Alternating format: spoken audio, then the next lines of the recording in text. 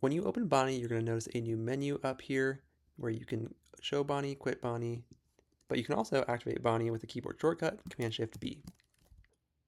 Bonnie is keyboard focused generally, so you can click around if you want to, but we're going to focus on hotkeys during this video. So if you want to create a new task, go ahead and click N on your keyboard and type a title. Once you have a title, you can click Enter to save your card. A title is the only mandatory field. If you want, you can flesh out with more details. And you can move that card by using Command and arrow keys up, down, left, right. If you want to complete subtasks, you can click Enter to edit the card, navigate down, click Command and Enter to complete a subtask. If you want, you can have different Kanban boards for different projects, and you can see I do up here in the top, and you can simply navigate to this section by clicking up, and once you're here, you can go left and right and check out your different projects. You can also use a hotkey, Command 1, 2, 3, etc., to cycle through your boards that way.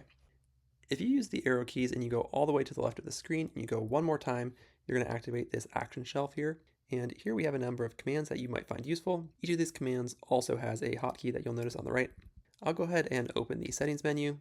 You'll notice some useful things like, do you want Bonnie to launch at login?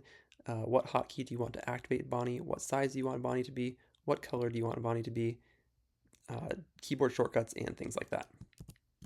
You'll notice that I have my keyboard shortcuts toggled off. You can just simply click on them and it will toggle them away. But if you like, you can also hover over to get helper assistance on how to become a power user of Bonnie. That's it for this tutorial, Bonnie. Thanks very much.